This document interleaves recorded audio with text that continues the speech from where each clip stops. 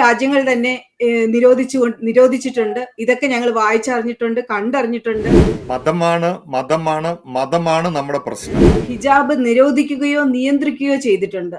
അതിന്റെ ഉദാഹരണങ്ങൾ എന്ന് പറഞ്ഞാൽ തജാക്കിസ്ഥാൻ, കസാക്കിസ്ഥാൻ, കിർഗിസ്ഥാൻ തുടങ്ങിയ മുസ്ലിം ഭൂരിപക്ഷ രാജ്യങ്ങളൊക്കെയാണ് ഹിജാബ് പൊതുവിടങ്ങളിൽ നിരോധനം ഏർപ്പെടുത്തിയിരിക്കുന്നത്. ഇപ്പൊ നമ്മള് സെക്യൂരിറ്റി ചെക്കപ്പിന് പോകുമ്പോ, അമേരിക്കയിൽ സെക്യൂരിറ്റി ചെക്കപ്പിന് വരുമ്പോൾ ഹൈജാബും പറഞ്ഞ് നമുക്ക് അലോ ചെയ്യാൻ പറ്റുമോ? ഇല്ല. ബിക്കോസ് എന്തുകൊണ്ട് ആണുങ്ങളും പറഞ്ഞിട്ട് വരും, ആണുങ്ങളും ഹൈജാബ് ഇട്ട് വരും, അവരുടെ കയ്യിൽ ഗണ്ണുണ്ടാവും. ഇതെന്താണെന്ന്, ഈ ഇസ്ലാമിന്റെ ഈ പരിപാടി എങ്ങനെയാണെന്നും ആക്രമണപരമായിട്ടാണ് ഇവർ ഈ കാര്യങ്ങൾ നടപ്പിലാക്കാൻ ശ്രമിക്കുന്നത് എന്നുള്ള കാര്യം ലോകത്തിന് നല്ല കൃത്യമായിട്ട് മനസ്സിലായി. പക്ഷെ മേലങ്കി അണിയുന്ന നമ്മുടെ നാട്ടിലെ രാഷ്ട്രീയക്കാര് ഈ ഒരു വോട്ട് ബാങ്കിന് വേണ്ടി ഇതിനെ സപ്പോർട്ട് ചെയ്ത് പല പ്രസ്താവനകളും ഇറക്കിയിട്ടുണ്ട്. പ്രാക്ടിക്കലായിട്ട് ഈ ലോകത്തിലുള്ള സകല കാര്യങ്ങളും ഒരു മനുഷ്യൻ എങ്ങനെ ബിഹേവ് ചെയ്യണം, അവന്റെ ബോഡി അവൻ എങ്ങനെ ക്ലീൻ ചെയ്യേണ്ടത്, അവൻ എങ്ങനെയാണ് വിവാഹം എങ്ങനെയായിരിക്കണം, സ്ത്രീയുമായിട്ടുള്ള ബന്ധം എങ്ങനെയായിരിക്കണം, സ്ത്രീ എങ്ങനെയാണ് പെരുമാറേണ്ടത്, അവൻ എങ്ങനെയാണ് സെക്സ് ചെയ്യേണ്ടത്, ഇങ്ങനെ എല്ലാ കാര്യങ്ങളും ഡിഫൈൻ ചെയ്തിട്ടുള്ള ഒരു കോൺസ്റ്റിറ്റ്യൂഷണൽ റിലീജിയനാണ് ഇസ്ലാം. ഒരു ഹിജാബ്, തലയിൽ ഒരു തുണി ഇട്ടത് കൊണ്ട് എന്താണ് കുഴപ്പം എന്നുള്ള ഈ ചോദ്യം തന്നെ ഇത് ലോകത്തെല്ലായിടത്തും ഇവർ ചോദിക്കുന്നതാണ്. ഒത്തുതീർപ്പ് ചർച്ചകളൊക്കെ നടന്നു, അത് കോർട്ടിലേക്ക് പോയി, കോർട്ടിന്റെ വിധി ഉണ്ടായി. അതൊക്കെ ഒരു വിധത്തിൽ അത് ഒത്തുതീർപ്പിലേക്ക് വന്നതാണ്. അത് പക്ഷെ വീണ്ടും അത് പൊക്കിക്കൊണ്ട് വരികയും ഇതൊരു ഇഷ്യൂ ആയിട്ട് കൊണ്ടുവരികയും ചെയ്തതിന്റെ പിന്നിൽ ഒരു ഹിഡൻ അജണ്ട ഉണ്ടെന്നുള്ളത് ജനങ്ങൾക്ക് തന്നെ അത് മനസ്സിലായിട്ടുണ്ട്. നുണ പറയാം, അതായത് വ്യഭിചാരം ചെയ്യാം. നുണ പറയാന്ന് വെച്ചാൽ തക്കിയ വ്യഭിചാരം 3 ദിവസത്തേക്ക് നമ്മൾ ഒരു പെണ്ണിനെ വാടകയ്ക്ക് എടുക്കുന്നതിന് നിക്കാമുത്ത, പിന്നെ അന്യമതസ്ഥരെ കൊല്ലാൻ പറയും. ഇത് എന്ത് മതമെന്നുള്ള കാര്യമാണ് നമുക്ക് ചോദിക്കാനുള്ളത്. മുസ്ലിം ഭൂരിപക്ഷ രാജ്യങ്ങളിൽ പോലും പല യൂണിവേഴ്സിറ്റികളും ഹിജാബ് ധരിച്ചുകൊണ്ട് വിദ്യാഭ്യാസ സ്ഥാപനങ്ങളിലേക്ക് വരുന്നത് ബാൻ ചെയ്തിട്ടുണ്ട്.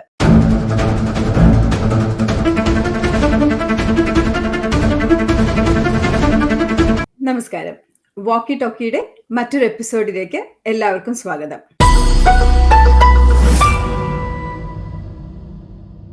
പശുവും ചെത്ത് പാലിന്റെ പുളിയും പോയി എന്ന് പറഞ്ഞിരിക്കുന്ന പോലെയാണ്.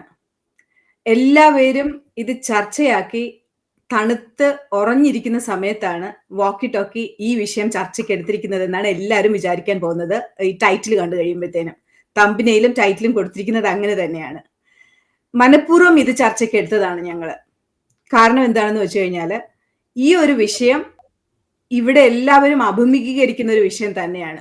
ഇപ്പോഴല്ല, ഇത് നേരത്തെ നാട്ടിൽ ഇത് ഇപ്പോഴാണ് നിങ്ങൾ എല്ലാവരും ഇത് ഈ ഒരു വിഷയത്തെക്കുറിച്ച് ഇത്രയും രൂക്ഷമായി പ്രതികരിക്കുന്നതും ഈ വിഷയം ഇത്രയും ഗംഭീരമായിട്ടൊരു ചർച്ചയാക്കി എടുക്കുന്നതുമല്ല. പക്ഷെ ഇവിടെ അതല്ല, ഇത് നേരത്തെ തന്നെ ഇതൊരു വിഷയമായിട്ട് ഞങ്ങൾ കണ്ടുകൊണ്ടിരിക്കുന്നതാണ്.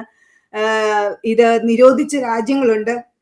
ഇത് മുസ്ലിം ഭൂരിപക്ഷ രാജ്യങ്ങൾ തന്നെ നിരോധിച്ചിട്ടുണ്ട്. ഇതൊക്കെ ഞങ്ങൾ വായിച്ചറിഞ്ഞിട്ടുണ്ട്, കണ്ടറിഞ്ഞിട്ടുണ്ട്. സോ അതുകൊണ്ട് ഇത് ഒരു NRI പെർസ്പെക്റ്റീവില് അല്ലെങ്കിൽ ഞങ്ങൾ വിദേശത്ത് താമസിക്കുന്ന ആൾക്കാരെന്നുള്ള നിലയിൽ ഇതിനെക്കുറിച്ച് നന്നായിട്ട് അറിയുന്നത് കൊണ്ട് ഇത് ചർച്ചയ്ക്ക് എടുക്കാമെന്ന് തീരുമാനിച്ച ഒരു വിഷയമാണ്.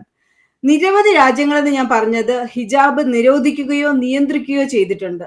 അതിന്റെ ഉദാഹരണങ്ങൾ എന്ന് പറഞ്ഞാൽ തജാക്കിസ്ഥാൻ, കസാക്കിസ്ഥാൻ, കിർഗിസ്ഥാൻ തുടങ്ങിയ മുസ്ലിം ഭൂരിപക്ഷ രാജ്യങ്ങളൊക്കെയാണ് ഹിജാബ് പൊതുവിടങ്ങളിൽ നിരോധനം ഏർപ്പെടുത്തിയിരിക്കുന്നത്.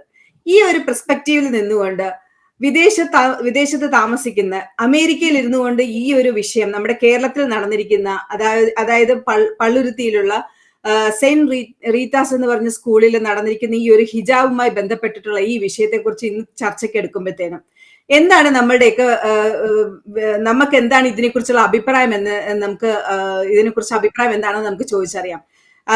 എന്താണ് ജിൻസ്മോൻ ഇതിനെക്കുറിച്ച് പറയാനുള്ളത്? മതമാണ് നമ്മുടെ പ്രശ്നം. അതാണ് ഇതിന്റെ അകത്ത് ഒരു പ്രധാനപ്പെട്ട. അത് പറയാതെ നമുക്ക് പോകാൻ പറ്റിയില്ല. ഇപ്പം സെന്റ് റീത്താസിൽ നടന്ന ഈ ഒരു സംഭവം ഇത് ആദ്യത്തെ സംഭവമൊന്നുമല്ല. ഈ ആക്രമണപരമായിട്ട് ഈ ഒരു സമൂഹം, ഇതിന്റെ അകത്ത് തീവ്ര മതചിന്താഗതിയുള്ള ആൾക്കാര് ഏത് വിധയും ഇങ്ങനെയുള്ള സ്കൂളുകളിലോ അല്ലെങ്കിൽ മറ്റുള്ള സ്ഥാപനങ്ങളിലോ അലമ്പുണ്ടാക്കാനായിട്ട് ശ്രമിച്ചുകൊണ്ടിരിക്കുകയാണ്. കേരളത്തിൽ അനവധി ഉദാഹരണങ്ങളുണ്ട്. കാരണം ഇത് ലോകം മുഴുവൻ നമ്മൾ കണ്ടിട്ടുള്ളത് കൊണ്ടും ഇവരുടെ ഈ നിയമപരമായിട്ട്, കാരണം നിയമത്തിന്റെ ലൂപ്പ് ഹോൾസ് പരമാവധി ഉപയോഗിച്ചുകൊണ്ട് ഇതിന്റെ അകത്ത് ഇടിച്ചു കയറാൻ നടത്തുന്ന ഈ ഒരു ശ്രമം, അത് നമ്മൾ UK-യിലുണ്ട്, ജർമ്മനിയിലുണ്ട്, വെസ്റ്റേൺ രാജ്യങ്ങളിലെല്ലാം ഇവർ കൂട്ടത്തോടെ വന്നു കഴിഞ്ഞിട്ട് ആ രാജ്യത്തിന്റെ നിയമത്തിന്റെ ലൂപ്പ് ഹോൾസ്, അവർ കാണിക്കുന്ന ജനറോസിറ്റിനെ മിസ്യൂസ് ചെയ്തുകൊണ്ട് അവരുടെ ഒരു ശരിയാ ലോയ അല്ലെ അവരുടെ മതത്തിന്റെ ചില പരിപാടികൾ മറ്റുള്ളവരുടെ അണ്ണാക്കിലേക്ക് കുത്തിക്കയറ്റാൻ ശ്രമിക്കുന്ന ഒരു നടപടി ഈ ലോകം മുഴുവനുണ്ട്. അത് പക്ഷേ വെള്ളക്കാരൊക്കെ തിരിച്ചറിഞ്ഞു. ഇവിടെയൊക്കെ എന്ന് വെച്ച് കഴിഞ്ഞാൽ ഇതെന്താണെന്ന്, ഈ ഇസ്ലാമിന്റെ ഈ പരിപാടി എങ്ങനെയാണെന്നും ആക്രമണപരമായിട്ടാണ് ഇവർ ഈ കാര്യങ്ങൾ നടപ്പിലാക്കാൻ ശ്രമിക്കുന്നത് എന്നുള്ള കാര്യം ലോകത്തിന് നല്ല കൃത്യമായിട്ട് മനസ്സിലായി. ഇപ്പൊ കേരളത്തിൽ എത്രയോ എക്സാമ്പിൾ ഉണ്ട്. ഈ കാരണം ചില ഇപ്പൊ SDPI പോലെയുള്ള തീവ്ര മതസ്വഭാവത്തോടു കൂടി പ്രവർത്തിക്കുന്ന അവര്, ഇപ്പൊ ഞാൻ ഒരു എക്സാമ്പിൾ പറഞ്ഞാൽ, ഞാനും കൂടെ പഠിച്ച ഒരു കോളേജാണ് മോറ്റ നിർമ്മല കോളേജ്. ആ കോളേജിനോട് ചേർന്ന്, അതായത് ഒരു 100 മീറ്റർ മാറി ഒരു മോസ്ക് ഉണ്ട്. പക്ഷെ ആ സ്കൂളിൽ നിസ്കരിക്കാൻ സ്ഥലം വേണം എന്ന് പറഞ്ഞിട്ട് അവിടെ കിടന്ന് ബഹളം ഉണ്ടാക്കി. അത് കഴിഞ്ഞിട്ട് അടുത്ത ഒരു സ്കൂളിലുണ്ടായി. കേരളത്തിൽ അനവധി സംഭവങ്ങൾ ഉണ്ടായിട്ടുണ്ട്. ഇതെന്ന് വെച്ച് കഴിഞ്ഞാൽ ഈ ആക്രമണപരമായിട്ട് ഇത് ഇവരുടെ ഐഡന്റിറ്റി പ്രൂവ് ചെയ്യും. ഇവരെ മതപരമായിട്ട് ഈ മതത്തിന്റെ ഒരു ഇത് മറ്റുള്ളവരെ കൊണ്ട് ബോധ്യപ്പെടുത്താനായിട്ട്, അത് വെട്ടിപ്പിടിക്കാനായിട്ട് ഇത് മനഃപൂർവ്വം ഉണ്ടാക്കുന്ന ഒരു സംഭവമാണ്. അങ്ങനെ ഞങ്ങളുടെ അധീശിതത്വം നേടാനും ഞങ്ങളുടെ ഐഡന്റിറ്റി ബോധ്യപ്പെടുത്താനും വേണ്ടി അവർ ചെയ്യുന്ന ഒരു കാര്യമാണിത്. കാരണം ഇത് പക്ഷെ ഇപ്പൊ എന്നാന്ന് വെച്ചാൽ ഈ കാലഘട്ടം ആയി കഴിഞ്ഞപ്പോഴത്തേക്ക് ഇത് ആൾക്കാർക്ക് കൃത്യമായിട്ട് മനസ്സിലായി. കാരണം ഈ ഒരു അഭ്യാസം ഒന്നും നടക്കില്ല. കാരണം പണ്ട് ഇപ്പൊ സ്കൂളുകൾ നടത്തുന്ന, ഹോസ്പിറ്റലുകൾ നടത്തുന്ന, ഇപ്പൊ സിസ്റ്റേഴ്സ് ഒക്കെ നടത്തുന്ന അച്ഛന്മാരൊക്കെ ആണെങ്കിലും ഇവർ വന്നിപ്പം SDPI സ്കൂളിൽ കയറി അതിൻ്റെ അകത്ത് കയറി ബഹളം ഉണ്ടാക്കി. വേറെ ഏതെങ്കിലും ഒരു മതക്കാരായിരുന്നെങ്കിൽ അവിടെ അങ്ങനെ ഒരു വിഷയം ഉണ്ടാക്കി കഴിഞ്ഞാൽ ആൾക്കാർ സമ്മതിക്കുമായിരുന്നോ? കാരണം ഇവർ വളരെ സംഘടിതമാണ്. കാരണം ഇവർ കൈവിട്ടും കാല് വെട്ടും എന്നുള്ള ആ ഭീതി നിലനിർത്തിക്കൊണ്ടാണ് ഇവർ ചെയ്യുന്നത്. പക്ഷെ ഇപ്പൊ അത് അത്ര മാത്രം അങ്ങ് വിലപ്പോകുന്നില്ല. കാരണം ഇവർക്കൊക്കെ ഇൻസ്റ്റിറ്റ്യൂഷൻ പരമായിട്ടും, കാരണം അതും ഒരു ന്യൂനപക്ഷ സ്ഥാപനമാണ്. ഇവരെല്ലാവരും ചോദിക്കുന്നത്, കാരണം ഇവിടെ നിഷ്പക്ഷ മേലങ്കി അണിയുന്ന നമ്മുടെ നാട്ടിലെ രാഷ്ട്രീയക്കാര് ഈ ഒരു വോട്ട് ബാങ്കിന് വേണ്ടി ഇതിനെ സപ്പോർട്ട് ചെയ്ത് പല പ്രസ്താവനകളും ഇറക്കിയിട്ടുണ്ട്. കാരണം ഈ വോട്ട് ബാങ്ക് എന്ന് പറയുമ്പോൾ കേരളത്തിൽ ഇത് ന്യൂനപക്ഷം പോലുമല്ല. കാരണം അവർ 30% കൂടുതൽ വന്ന ഒരു ജനസമൂഹമാണ്. ആ വോട്ടിന് വേണ്ടി എന്തെല്ലാം എല്ലാവരും പറയുന്നത്. ഒരു ഹിജാബ്, തലയിൽ ഒരു തുണി ഇട്ടത് കൊണ്ട് എന്താണ് കുഴപ്പം എന്നുള്ള ഈ ചോദ്യം തന്നെ ഇത് ലോകത്തെല്ലായിടത്തും ഇവർ ചോദിക്കുന്നതാണ്. എല്ലായിടത്തും ചോദിക്കുന്ന ഈ വിഷയം എന്നുള്ള പ്രശ്നം എന്താണെന്ന് വെച്ചാൽ, ഇന്നൊരു തുണി ഇട്ട് കഴിഞ്ഞാൽ നാളെ അത് മൊത്തം പർദ്ദയാവും. അങ്ങനെ ഒരു വിഷയം ഉണ്ടാക്കാനായിട്ട് അത് തന്നെയാണ് ഇവർ ഉദ്ദേശിക്കുന്നത്. അങ്ങനെ ഇവര് പറഞ്ഞ് മതേതരം എന്ന് പറയുന്ന ഒരു സാധനം ഇന്ന് കേരളത്തിലില്ല. ഇപ്പൊ ഞാൻ പറയാ, ഈ മതമാണെന്ന് പറഞ്ഞപ്പോ നമ്മൾ മുസ്ലിം ലീഗിനെയൊക്കെ ഒരു മതേതര പാർട്ടിയായിട്ടാണ് കണ്ടിരുന്നത്. കുഞ്ഞാലിക്കുട്ടി എന്ന് പറയുന്നത്. മതത്തിന്റെ വിഷയം വന്നു കഴിയുമ്പോൾ ഇവര് എല്ലാവരുടെയും ഉള്ളില് ഈ തീവ്ര സ്വഭാവമുണ്ട്. ആ തീവ്ര സ്വഭാവമാണ് ഇന്ന് ഈ സ്കൂളുകളിൽ ഈ ഒരു അരാജകത്വമായിട്ട് വന്നേക്കണേ. ഇപ്പം 1970 ഇപ്പൊ ഷാ റെജീം എന്ന് പറഞ്ഞ ഇറാനില് അന്നത്തെ സമയത്ത് അവര് അവിടെയുള്ള കമ്മ്യൂണിസ്റ്റുകാരെ മുഴുവൻ കൊന്നൊടുക്കിയെന്ന് വെച്ച് കഴിഞ്ഞാൽ ടോർച്ചർ ചെയ്യാന്ന് വെച്ചാൽ, നമുക്ക് ആ ചരിത്രമൊക്കെ വായിച്ചു കഴിഞ്ഞാൽ ഒരു മനുഷ്യനെ എങ്ങനെയൊക്കെ പീഡിപ്പിക്കാം എന്നുള്ളതിനുള്ള ടിപ്പിക്കൽ എക്സാമ്പിൾ ആണ്. കാരണം അതിന് അമേരിക്കൻ CIA ഒക്കെ പങ്കുണ്ടെന്ന് പറഞ്ഞു. സാവക്ക് എന്ന് പറയുന്ന അവരുടെ ഒരു ഇന്റലിജൻസ് ഏജൻസിനെ രൂപം കൊടുത്തിട്ടാണ് ഇവർ കമ്മ്യൂണിസ്റ്റുകാരെ എലിമിനേറ്റ് ചെയ്തത്. കേരളത്തിലെ കമ്മ്യൂണിസ്റ്റുകാർക്കും ഇതുപോലെ തന്നെയൊക്കെ തരും. കാരണം ഇത് ഭൂരിപക്ഷമായി കഴിഞ്ഞാൽ ഇത് ലോകത്ത് എവിടെയൊക്കെ അധീശിതത്വം നേടിയിട്ടുണ്ടോ അവിടെ എല്ലാ പ്രശ്നമുണ്ട്. ഇവർക്ക് ഇത് സമാധാനപരമായിട്ട് ജീവിക്കണ്ട. എല്ലായിടത്തും തമ്മിത്തല്. ഇപ്പം നമ്മള് പാലസ്തീനില് കണ്ടില്ലേ, ഇപ്പം ഗാസയിൽ എന്നാ നടക്കണേ? അവിടുത്തെ ഇസ്രായേലി സൈനിക ഇറങ്ങി കഴിഞ്ഞപ്പോൾ ഇവർ തമ്മിത്തല്ലാൻ തുടങ്ങി. അങ്ങോട്ടും ഇങ്ങോട്ടും പിടിച്ച് ഇപ്പൊ അവിടെ ഇസ്രായേല് ബോംബിട്ട് കൊല്ലുന്നതിനേക്കാളും കൂടുതൽ ആൾക്കാരെ അവര് തമ്മിൽ. കാരണം ഇവർക്ക് സമാധാനം എന്ന് പറയുന്നതോ, സമാധാനത്തിൽ ജീവിക്കുക എന്ന് പറയുന്നതോ ഇവരുടെ അവരുടെ ഒരു ജീവിതചര്യയിലില്ല. മുഴുവൻ അലമുണ്ടാക്കുക, പ്രശ്നം ഉണ്ടാക്കുക. ഇപ്പൊ ഞാൻ പറയും, ഇപ്പൊ ഈ ക്രിസ്ത്യൻ കമ്മ്യൂണിറ്റിയോ ഹിന്ദു കമ്മ്യൂണിറ്റിയോ അവരുടെ മതപുസ്തകം എന്നാണേലും ഈ ഒരു അന്യമതസ്ഥനെ കൊല്ലാൻ പറയുന്നില്ല. ഇപ്പൊ ഇത് എന്തൊരു മതമാണെന്നാണ്. കാരണം നുണ പറയാം, അതായത് വ്യഭിചാരം ചെയ്യാം. നുണ പറയാന്ന് വെച്ചാൽ തക്കിയ വ്യഭിചാരം 3 ദിവസത്തേക്ക് നമ്മൾ ഒരു പെണ്ണിനെ വാടകയ്ക്ക് എടുക്കുന്നതിന് നിക്കാമുത്ത, പിന്നെ അന്യമതസ്ഥനെ കൊല്ലാൻ പറയും. ഇത് എന്ത് മതമാണെന്നുള്ള കാര്യമാണ് നമുക്ക് ചോദിക്കാനുള്ളത്. ഈ മതത്തിന്റെ പ്രചാരണമാണ് നമ്മുടെ നാട്ടിൽ ഇപ്പൊ കുറച്ച് ഭൂരിപക്ഷമായി 30% ആയി കഴിഞ്ഞപ്പോൾ ഇതിന്റെ അകത്ത് മതേതര, ഇവരാണ് സമാധാനത്തിന്റെ മതക്കാരും. അതല്ലെങ്കിൽ ന്യൂനപക്ഷങ്ങള് ഇവരോട് മറ്റുള്ളവർ വർഗീയത കാണിക്കുന്നുവെന്ന്. ഇപ്പൊ ഈ കന്യാസ്ത്രീമാരും അച്ഛന്മാരും ഒക്കെ വർഗീയത കാണിക്കുന്നത് അവരാണ് ഇപ്പൊ വർഗീയവാദികള്. കാരണം എന്തുകൊണ്ടാണ്? കാരണം ഈ നമ്മുടെ നാട്ടിലെ ഈ കമ്മ്യൂണിസ്റ്റുകാർക്ക് മതേതര ബോധ്യം പെടുത്താനുള്ളതാണല്ലോ. അവർ ന്യൂനപക്ഷങ്ങളുടെ കൂടെ വോട്ട് ബാങ്ക് പൊളിറ്റിക്സ് തന്നെയാണ്. ഈ പള്ളുരുത്തി വിഷയത്തിൽ കൃത്യമായിട്ട് നമ്മൾ പറഞ്ഞു കഴിഞ്ഞാൽ ഇത് കൃത്യമായിട്ട് ഈ ഇപ്പൊ ആൾക്കാർക്ക് മനസ്സിലായി. ആൾക്കാർക്ക് ഇവർ എന്തുകൊണ്ടാണ് ഈ ഹിജാബും ധരിച്ചുകൊണ്ട്, ആ കുട്ടിയുടെ കാര്യമോ അല്ലെങ്കിൽ ആ കുട്ടിയുടെ മാതാപിതാക്കളുടെ കാര്യമോ ഒന്നും പറയേണ്ട കാര്യമില്ല. അതൊക്കെ സ്വാഭാവികമായിട്ട് ഈ ചരിത്രം ആൾക്കാർക്ക് കൃത്യമായിട്ട് ബോധ്യപ്പെട്ടു. ഇത് ലോകത്തെല്ലായിടത്തും ഈ ഒരു തുണിയുടെ കാര്യവും പറഞ്ഞ് ഇങ്ങനെ ഇടിച്ചു കയറുക എന്നുള്ളതും അലമുണ്ടാക്കുക എന്നുള്ളതും അവിടെ അസമാധാനം സൃഷ്ടിക്കുക എന്നും അവിടെ മതം പ്രചരിപ്പിക്കുക എന്നുള്ള ഒരൊറ്റ വിഷയം മാത്രമേ ഇതിന്റെ അകത്തുള്ളൂ. വേറെ ഒരു കഥയില്ല. ഇതിപ്പോ കോടതി വിധി ഉണ്ടായാലും ഇവർ അലമുണ്ടാക്കും. അതാണ് ഇതിന്റെ അകത്തൊരു നമുക്ക് ആദ്യമായിട്ട് പറയാനുള്ളത്. ഇത് ആക്ച്വലി ഈ നേരത്തെ സംഭവം നടന്നു. അവര് തമ്മിൽ ഈ പാരന്റ്സും സ്കൂൾ മാനേജ്മെന്റും അവിടെയുള്ള ലോക്കൽ അല്ലെങ്കിൽ പിന്നെ ആ നിയമ സഭ സാമാജികരുമായിട്ടൊക്കെയുള്ള ഒത്തുതീർപ്പ് ചർച്ചകളൊക്കെ നടന്നു. അത് കോർട്ടിലേക്ക് പോയി, കോർട്ടിന്റെ വിധി ഉണ്ടായി. അതൊക്കെ ഒരു വിധത്തിൽ അത് ഒത്തുതീർപ്പിലേക്ക് വന്നതാണ്. അത് പക്ഷെ വീണ്ടും അത് പൊക്കിക്കൊണ്ട് വരികയും ഇതൊരു ഇഷ്യൂ ആയിട്ട് കൊണ്ടുവരികയും ചെയ്തതിന്റെ പിന്നിൽ ഒരു ഹിഡൻ അജണ്ട ഉണ്ടെന്നുള്ളത് ജനങ്ങൾക്ക് തന്നെ അത് മനസ്സിലായിട്ടുണ്ട്. ഇതിനോടൊപ്പം തന്നെ എനിക്ക് കൂട്ടിച്ചേർക്കാനുള്ളത്, അത് പിന്നീട് ഞാൻ ജിൻസിലേക്ക് വീണ്ടും വരാം ഞാൻ ആ കാര്യത്തിലേക്ക്. പക്ഷെ എനിക്കിപ്പോ ചോദിക്കാനുള്ളത്, നമ്മളൊരു സ്കൂൾ മാനേജ്മെന്റിലെ ഒരു സ്കൂളിലേക്ക്, അത് എയ്ഡഡ് സ്കൂൾ ആയാലും അൺഎയ്ഡഡ് സ്കൂൾ ആയാലും, നമ്മളൊരു സ്കൂളിലേക്ക് ഒരു കുട്ടിയെ ചേർക്കുമ്പോഴത്തേനും നമ്മൾ അവരുടേതായിട്ടുള്ള ഒരു പോളിസി പ്രൊസീജിയേഴ്സിലൊക്കെ നമ്മൾ പാരന്റ്സ് സൈൻ ചെയ്യുന്നുണ്ട്. ആ സൈൻ ചെയ്യുന്നതിൽ വരുന്ന ഒരു ഇമ്പോർട്ടന്റ് ആയിട്ടുള്ള ഒരു സാധനമാണ് ഈ ഡ്രസ് കോഡ് എന്നുള്ള പറഞ്ഞ സാധനം. അതിൽ നമ്മൾ എഗ്രിമെന്റിൽ നമ്മൾ ഒപ്പുവെക്കുകയാണ്. അവരുടെ ആ ഡ്രസ് കോഡിന് നമ്മൾ പ്രൊസീജിയറും പോളിസിയും നമ്മൾ അക്സെപ്റ്റ് ചെയ്തുകൊണ്ട് നമ്മൾ എഗ്രിമെന്റിൽ നമ്മൾ ഒപ്പുവെക്കുകയാണ്. അതുകൊണ്ടാണ് കോടതിയുടെ വിധി ഉണ്ടായത്. അപ്പൊ ഈ സ്കൂൾ മാനേജ്മെന്റ് പറയുന്നത് എന്താന്ന് വെച്ച് കഴിഞ്ഞാൽ, മതേതരമായിട്ടുള്ളതും അച്ചടക്കമുള്ളതുമായിട്ടുള്ള ഒരു അന്തരീക്ഷം നിലനിർത്താൻ വേണ്ടിയിട്ട് ഈ ഒരു യൂണിഫോം അത്യാവശ്യം ആണെന്നുള്ളതാണ്. അതിപ്പോ നമ്മൾ നോക്കിക്കഴിഞ്ഞാൽ എയ്ഡഡ് സ്കൂളോ അൺഎയ്ഡഡ് സ്കൂളിൽ മാത്രമല്ല, നമ്മുടെ കേരളത്തെ സംബന്ധിച്ച് ഗവൺമെന്റ് സ്കൂളുകളിൽ പോലും ഓരോ ഇൻസ്റ്റിറ്റ്യൂഷനും പ്രത്യേകതരം യൂണിഫോം എല്ലാ സ്കൂളുകളിലും തന്നെ ഉണ്ടെന്നുള്ളത് നമുക്ക് എല്ലാവർക്കും അറിയാവുന്ന കാര്യമാണ്. നമ്മളിപ്പോ ഈ ഹിജാബിന്റെ വിഷയം, അല്ലെങ്കിൽ ഈ ഒരു പ്രശ്നത്തിൽ, ഈ ഒരു ഇഷ്യൂലേക്ക് വരുമ്പോഴത്തേനും മുസ്ലിം ഭൂരിപക്ഷ രാജ്യങ്ങളിൽ പോലും പല യൂണിവേഴ്സിറ്റികളും ഹിജാബ് ധരിച്ചുകൊണ്ട് വിദ്യാഭ്യാസ സ്ഥാപനങ്ങളിലേക്ക് വരുന്നത് ബാൻ ചെയ്തിട്ടുണ്ട്. ഇപ്പോൾ നമ്മൾ റീസെന്റ് ആയിട്ട് കണ്ടു കഴിഞ്ഞാല് യൂറോപ്യൻ യൂണിയനുമായിട്ട് ബന്ധപ്പെട്ടിട്ടുള്ള യൂറോപ്യൻ രാജ്യങ്ങളിൽ, കൺട്രികൾ, ഇപ്പൊ ജർമ്മനി ആകട്ടെ, ബ്രിട്ടൻ, ഫ്രാൻസ് ആകട്ടെ, അതുപോലെയുള്ള കുറെ രാജ്യങ്ങളും ഇതുപോലെ പബ്ലിക് പ്ലേസുകളിലേക്ക് വരുന്നത് ബാൻ ചെയ്തിട്ടുണ്ട്. അപ്പൊ അതുമായിട്ട് നമ്മൾ ഇത് കമ്പയർ ചെയ്യുമ്പോഴത്തേനും നമ്മുടെ കേരളത്തിലുള്ള ഈ ഒരു വിഷയം ഇത്രയും വലിയൊരു സംഭവമാക്കേണ്ട ഒരു ആവശ്യം ഉണ്ടായിരുന്നോ? എന്താണ് വിൻസെന്റ് ഇതിനെ കുറിച്ച് പറയാനുള്ളത്?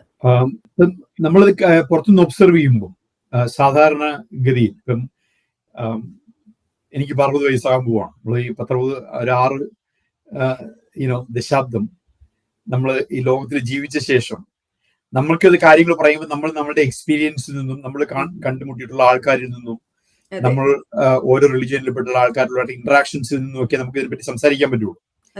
ഇപ്പോ ജിൻസും പറഞ്ഞു മൂവാറ്റുപുഴ നിർമ്മലയിൽ പഠിച്ചു. എന്റെ വൈഫും മൂവാറ്റുപുഴ നിർമ്മലയിലാണ് പഠിച്ചത്. ഒത്തിരി മുസ്ലിങ്ങളും എല്ലാം ഉള്ള ഏരിയയാണ് നിർമ്മലയും തൊടുപുഴയും ആ ഏരിയയൊക്കെ.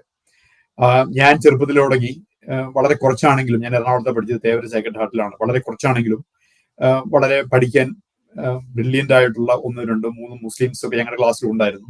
അവരെ വളരെ റെസ്പെക്റ്റോടുകൂടി നമ്മൾ ഒരു കമ്മ്യൂണിറ്റി എന്നുള്ള നിലയിൽ നോക്കി കണ്ടിട്ടുള്ള ഒരു ജനവിഭാഗമാണ്. അവരുമായിട്ട് ഇപ്പോഴും നമ്മൾ വളരെ ക്ലോസ് ആയിട്ടുള്ള ഫ്രണ്ട്ഷിപ്പ് പുലർത്തുന്നു. സ്കൂളിൽ പഠിച്ചവരുടെ കൂടെയും കോളേജിൽ പഠിച്ചവരുടെ കൂടെയും എഞ്ചിനീയറിംഗ് കോളേജിൽ പഠിച്ചവരുടെ കൂടെയും നമ്മൾ ഏറ്റവും ആത്മാർത്ഥമായിട്ടുള്ള നമ്മൾ സുഹൃത്തുക്കളായിട്ട് കരുതുന്നു. പക്ഷെ ഇങ്ങനത്തെ ഒരു ഇഷ്യൂ വരുമ്പം naturally there is A polarisation. Muslims ആയിട്ടുള്ള ആരും, എനിക്ക് അങ്ങനെ പറയുന്ന 1-2 പേരുണ്ട്, പക്ഷെ അവർ വളരെ സൈലന്റ് ആണ്, ഒരു വളരെ ന്യൂട്രൽ ആയിട്ട് സംസാരിക്കുന്ന. ഞാൻ എന്തെങ്കിലും ഈ റിലിജിയൻ ബേസ്ഡ് ആയിട്ടുള്ള കാര്യങ്ങൾ എഴുതേണ്ട സിറ്റുവേഷൻ വന്നാൽ അമേരിക്കയിൽ ഫേസ്ബുക്കിലൊക്കെ ഞാൻ എഴുതുന്നതിന് മുമ്പ് ഞാൻ എഴുതിയത് കുഴപ്പമുണ്ടോ ഇല്ലയോ, ഇത് വലിയ പ്രശ്നം ഉണ്ടാക്കുമോ എന്ന് ഞാൻ വെരിഫൈ ചെയ്യുന്ന ചില മുസ്ലിം ഫ്രണ്ട്സ് എനിക്ക് അമേരിക്കയിലുണ്ട്.